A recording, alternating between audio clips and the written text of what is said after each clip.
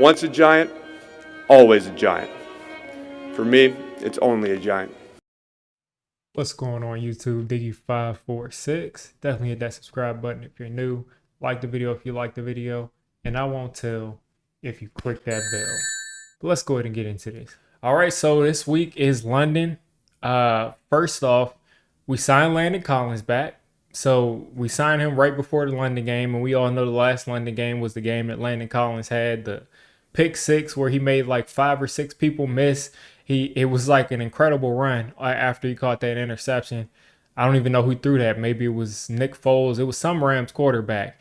But whoever threw that, Landon Collins made a heck of a play in a season where I really believe he had a great shot at winning Defensive Player of the Year.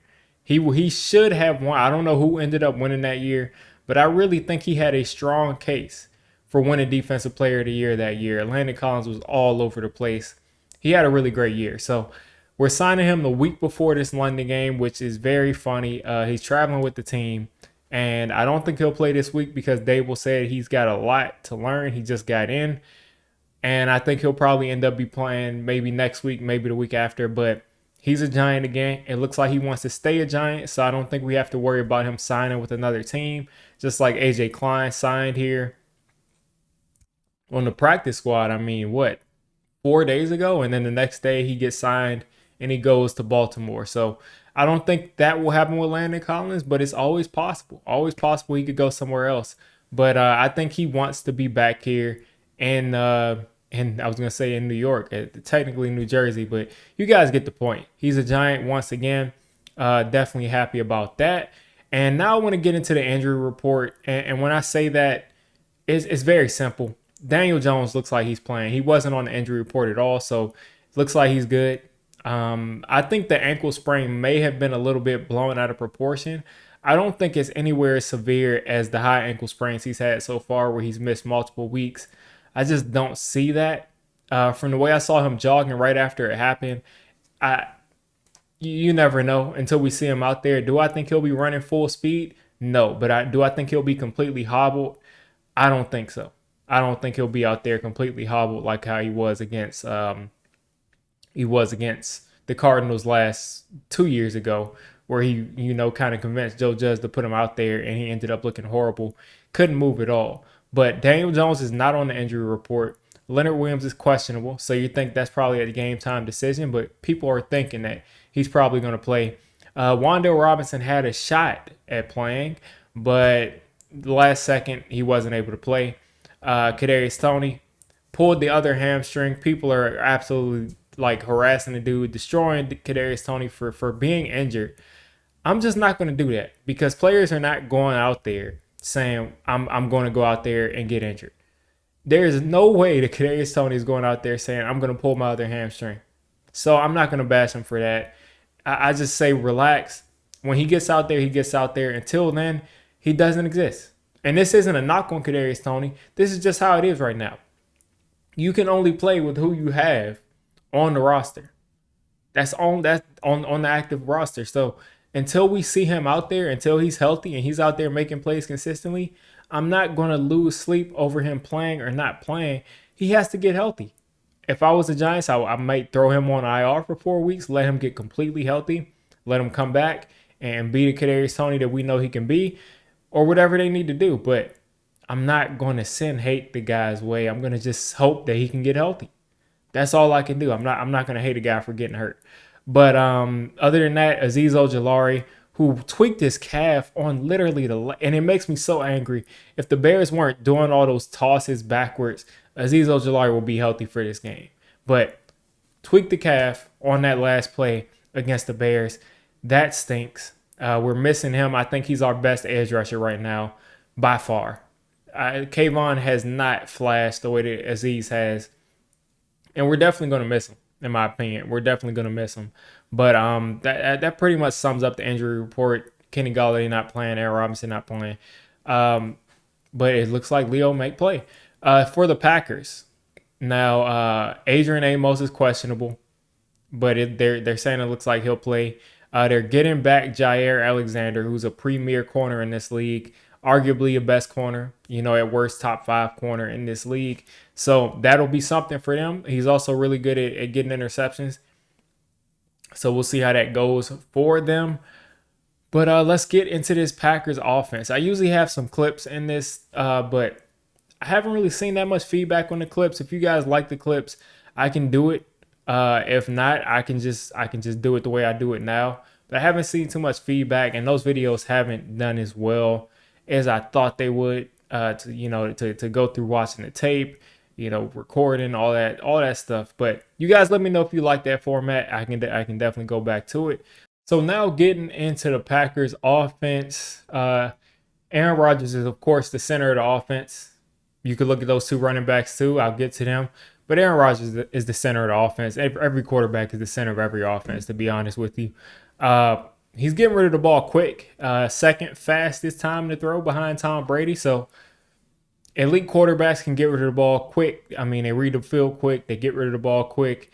But one thing about Aaron Rodgers is he's throwing it the fourth longest distance to the sticks. So when I say that, that means he's throwing it the fourth least amount to the sticks on average every time he throws it. So that means that every time he throws it, it's short of the sticks pretty much. He's not a guy that throws it above the sticks on a regular basis. Not to say that he can't beat you over the top. Not to say that he can't place well-placed balls across the first down marker. It's just that he hasn't done it statistically this season over and over again so far. And I think it's because he just doesn't trust his young receivers so far. He has the lowest average completed air yards per pass. So it shows that he's doing a lot, and people take this as a bad thing. He's doing a lot of dinking and dunking. And I don't say this as a bad thing. I say this as his receivers are just doing a really good job of getting yards after the catch.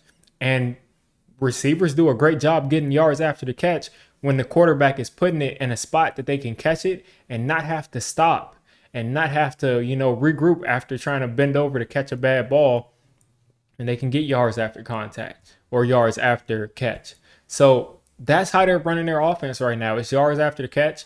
It's making sure you make that tackle, or they'll break that tackle and you give up a big play off of a 5, 6, 7 yard, 10-yard throw. So that's how they're operating right now. He's at 6 touchdowns, 3 interceptions, threw a pick 6 last year. He allowed that Patriots team, to stay in that game with Bailey Zappi and Brian Hoyer.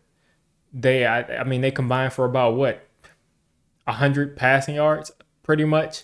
And they were in that game because Aaron Rodgers threw that pick 6. So if those two guys were able to put up 100 yards, and able to stay in that game, you got to hope that Daniel Jones, even with the lesser receiving core, can do something like that. But that's just a preview for that. I'll get to the Giants offense a little bit later. But he threw that pick 6, and that really hurt them last week because without him throwing that pick 6, the Packers win that game comfortably. And when I say comfortably, it means they don't go to overtime. But that's Aaron Rodgers right now. I just don't think he's consistently taking as many deep shots as he has before, just because he doesn't have that one receiver that he trusts ultimately that they're going to be exactly where he thinks that they're going to be on that long breaking route. Dillon and Jones and Dillon, or whatever you want to call it, two amazing running backs in Green Bay. Who would have thought that A.J. Dillon would end up being as good as he is? I mean, I thought he was going to be a good running back, but very rarely do you have a running back as good as Aaron Jones, and then you just add on a running back that's almost as good as him, that's pretty much spelling him, that's also a completely different kind of running back. So they could really just go, full run. They have those two players, and they have a line that can block. They could really just run the air out of the ball, and run the ball with the best of them, to be honest. They ran for 199 yards last week against the Patriots. The Giants are giving up 5.1 yards to carry. I think that includes the rushing yards from the quarterbacks. So I think the Justin Fields thing can kind of skew that. But the Giants are giving up 5.1 yards to carry. So we got to figure out a way to tighten that up. Got to figure out a way to not allow him to run the ball, because if you allow this team to run the ball and Aaron Rodgers to throw this ball all over the place, that's a recipe for getting blown out. That is, it's just what it is right now. It's just where the Packers are right now versus where the Giants are right now. Even though both teams are 3-1, and it's on a neutral field. Luckily, it's not in Lambeau Field. But they put up 443 total yards and only gave up 1 sack. I think they threw it 39 times, some high 30s. I'm pretty sure as far as dropbacks for Aaron Rodgers. Only gave up 1 sack. Bakhtiari was back for them, and Bakhtiari has been a good player for a really long time at this point, and most of the running yardage they got was off that left side. So it shows you that Bakhtiari is already back on his game, and we got to figure out to hold up there. Got to figure out how to hold up right there, because Aziz is going to be out. You think they'll probably throw O'Shane Ximines there, probably Jihad Ward there, but whoever is there has got to be able to hold up to not allow these teams to just run off that left side. And when I say these teams, I mean obviously the Packers. We're only playing one team, but not allow these players to run off of left tackle, because this is where they got a bunch of their yards. Also, I mean, don't get it twisted. They could run other places on the line, but we definitely want to make sure we hold up right there. That kind of makes me look at what else we're missing here on the Packers offense.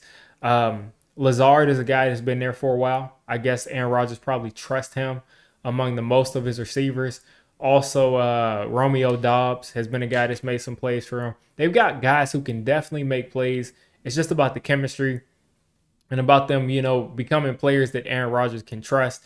And he's obviously been outspoken about not trusting his receivers, blaming his receivers. This is one of the reasons why Aaron Rodgers is probably one of my most disliked players in all the sports, because he just throws his teammates under the bus with no regard on a consistent basis. I really hope we can pull out this win. But going forward, their defense, their line is serious. They got a serious defensive line. Whether it be Kenny Clark, Preston Smith, Rashawn Gary, Jaron Reed, I'm pretty sure is on that team, and he had a sack last week. Devontae Wyatt is on that team. He's getting healthy. We don't know if he'll play or not, but they've got a ton of guys on that line. As far as left tackle goes, I don't know where Rashawn Gary will line up. Last week we thought that they would line Robert Quinn up over Evan Neal, and they didn't. So we don't know what Rashawn Gary, where he's going to line up as, who I think is their best pass rusher, their best edge guy right now. But if he lines up over Andrew Smith, Andrew Thomas. If he lines up over Andrew Thomas, he is going to be neutralized. And this isn't me being arrogant. This is just what I've seen so far. Andrew Thomas completely has neutralized everyone that is lined up across from him, and I expect more of the same. So whoever lines up over there is going to be neutralized, but whoever lines up over Evan Neal, there can be things that can be had. Evan Neal is playing too far to one side or another, and he's just at times just making the wrong decisions over there at right tackle. He had a much better game last week, but we only threw the ball a couple times. I think Evan Neal is going to be a good player for us, but right now he can be had. So we got to make sure that we're chipping. We got to make sure that we continue to keep the defense off balance by running the football consistently and, keeping them off there, not letting them just tee off on us. Don't let them get a big lead, because that can be issues for Evan Neal as well as the inside of our offensive line, which I'm really more concerned about that than Evan Neal, because we saw what happened week 1 against the Titans, and the interior of our line just is having a ton of issues in pass protection. And as I read it out, Kenny Clark, Jaron Reed, Devontae Wyatt, 3 guys who I think could probably have decent games against our offensive line. So we got to make sure that we come to play on that interior line. Now, they got Jair Alexander back, like I said. Not Rasul Douglas. I'm forgetting the guy's name. It might be Rasul Douglas. But Eric Stokes, Savage back there, Darnell Savage, and Adrian Amos, all solid players, with Alexander being a really, really good player. So their secondary is no joke. not like we have any receivers. I don't expect the Giants to try to turn this into a game where they're going to drop back straight up and throw it to the receivers because we don't have, first of all, even healthy, we don't have the most explosive and talented receiver core. Even healthy, they haven't proven it. And right now, we got Darius Slayton.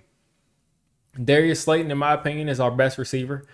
He can't catch the ball though, and even when he's open. On top of that, you got Richie James, a guy that fumbled a punt last week, who gets open in the slot sometimes, but we'll see what he does. And then David Sills. So there's not much really there. We thought we would have Wandale back, but he's not coming back. So I don't expect their secondary to be all that much of a factor because I don't expect us to throw the ball straight up unless Daniel Jones is not able to run these bootlegs, which I'll get to in a second. For the Giants offense, and I'm switching over now, we got to run the football. And those bootlegs that Daniel Jones is running, it takes a man out of the running game when we hand it off to Saquon. It keeps that guy honest and making sure that he's not just crashing down on Saquon. So if Daniel Jones isn't able to do that, that brings an extra guy coming after Saquon Barkley, so that can kind of slow things down in the run game. So we got to figure out a way to schematically keep this thing going, to continue to run the ball at a high level, to continue to allow Saquon to be on pace for almost 2,000 yards this year. We got to get him the ball in open space. We have to, while Daniel Jones is injured especially, this guy's got to touch the ball 25 plus times a game. I think he had 31 carries last week. He's going to need another 30 carries to win this game. Another 30 carries at least to win this game. He's going to have to control the pace of this game, and he's going to have to control the game from start to finish in order for us to beat this team, because this is just an all-around better team than the Giants. I think we need to force at least one turnover and not turn over the ball. Daniel Jones has to not turn over the ball, which he's done, the past 2 weeks? I guess against Dallas, he threw that interception that wasn't really his fault. But for the most part, he's held on to the ball. He hasn't turned it over much. So he's got to continue to do that. Definitely got to continue to do that. And we have to win that turnover battle by one. That one possession is probably how we can win this game. We're closing that lead or closing that disparity by one possession. I think this team, you put everybody on the table, you put everybody down. I think this team is probably about 1 to 1.5 possessions better than us. You factor in how well each team is going to play, any given Sunday. And I think at that point, you take a possession away from them, I believe we're in business. So that's what we absolutely need to do, is make sure we win that turnover battle by not turning it over and expecting our defense to force a fumble, which they've done a lot this year, or catch their first interception of the year. We got to be due for one eventually. But just keep running that same offense. If Daniel Jones is able to run, if he's able to run at all, if he's able to be at 50%, if he's able to jog, as long as he's able to do it safely and he's able to slide without hurting his ankle, run the exact same offense that we ran last week until they show you they can stop it. Of course, if they show you they can stop it, go away from it. But continue to run that until they prove that they can stop it. And I really think we should mix in some Wildcat. It worked a little bit last week, and I do think that we should run Wildcat about 3 or 4 times this game. And I think if it's working, we should just keep it that until they stop it. We have got to be creative because we have no wide receivers. We have no wide receivers, and then the ones that we have that are supposed to be worth something, when they get on the field, they don't do anything. I don't know how they've all gotten worse. They've all just become worse players with Darius Slayton and Kenny Golladay, even though he's not going to play.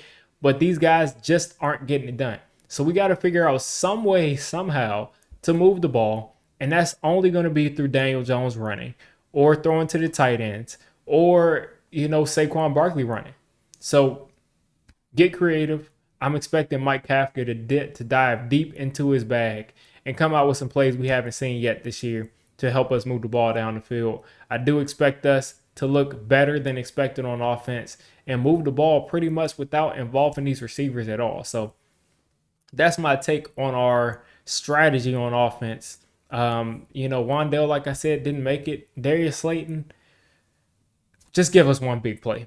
It'll be there. If we're able to run this play action effectively, it'll be one big play that'll be there. All we need is one long touchdown from Darius Slayton. that will help us immensely. As far as the defense goes, Leo and Dex are going to be important because Aaron Rodgers is getting rid of that football incredibly fast. He's getting rid of that ball way too fast. So to kind of get rid of that is get pressure up that middle, get your hands up. Both of those guys are 6'4", tall people with long arms. So have your hands up, get pressure up the middle. They have got to be a factor in this game. Edge pressure is one thing, but allowing him not to be able to step up in the pocket and contain them on the edges is going to be crucial. As I said earlier, when Aaron Rodgers gets out of the pocket, we're going to have to keep contained. So Thibodeau is going to be very important in keeping contained because he's on that side. When Aaron Rodgers is running right, he has been historically like unstoppable whenever he's able to get out and run to his right. They have an entirely, I was listening to Big Blue Kickoff Live with Jonathan Casillas, former Giant, and they literally have an entirely new play with different routes when Aaron Rodgers escapes the pocket and goes to the right. So stop him from going right. Stop it. Like, Thibodeau has got to stop him from getting to the right. I don't need, 3 sacks out of Thibodeau. I just need him because I know he's going to be juiced up because it's Aaron Rodgers. I just need you to keep him in the pocket. Keep him in the pocket. Allow those big boys to get that pressure up the middle. Allow the guy on the other side to get some pressure and keep him from running right. He's got to be disciplined, man. He's got to be disciplined. The linebackers have got to bring it in the run game. It's great that we're getting Leo back, and I hope we're getting him back. It looks like we will. He's been great against the run. All of the run plays, I don't think we've given up one run play over 10 yards with Leonard Williams in the game. So hopefully he can build off of that. But we got to stop the run. The linebackers, Jalen Smith was great last week against that run. Tay Crowder, same thing. So we got to continue to just be hard-nosed, make those tackles in the run game. Everybody on defense has to make sure that they're tackling people when they catch the ball because they're getting a ton of yards after the catch. So we got to get these guys on the ground as soon as they touch the ball, which we've done a really good job at so far this year. We haven't given up too much yak yardage, in my opinion. I haven't looked at the stats, but I don't think we've given up too much yak yardage. So we got to continue to do that, especially at the linebacker spot, especially, yards after contact in the running game. Tay Crowder loves to try to blow people up. None of that. No, no trying to hit stick people. It's not Madden. Wrap up, get these guys to the ground because they'll wreck the game if you try to come in there and blow people up and they just bounce off of you. So that's there for the linebackers. And then finally, my last concern with the Giants defense is Wink Martindale blitzing. We blitz 40% of the time, which is top of the league. When you're blitzing against these elite quarterbacks, they can tear you apart. They can absolutely make you have a bad day. So these blitzes could work. These blitzes could not work. But I'm hoping that they work. And I'm hoping that if Aaron Rodgers starts to tear us apart in the blitz, that we switch it up, which I believe that we will. So I think the Giants have a shot at winning this game. I cannot stand Aaron Rodgers, and I don't think that we will win this game. And this is kind of, the psychology behind it. I don't think we'll win this game, but I already typed on Twitter that the Giants are going to beat the Packers. So I got to roll with it. So if the Giants do beat the Packers, we're going to win 24. I feel like you don't win this game unless you get to 24 points. We're going to win 24-17 or 24-20. I'll go 24-20. 24 points from the Giants. 3 touchdowns will probably be the most we've scored so far this season. So give me 24-20 New York Giants. You guys let me know what you're thinking of this game. Again, it's going to be a tough game for us to win, but I'm just putting my faith in it. We're in London. Landon Collins is back on the team. We've got a ton of stuff going for us. We got the Brian Dable magic. Let's make it happen. 24-20 New York Giants. You made it this deep into the video. Come on, just hit the subscribe button. I make Giants content primarily, draft content secondarily, and during the season, I'm going to be doing a lot of reacting to pretty much most of the NFL games and everything NFL. So if you made it this deep, go ahead and join the D6 squad.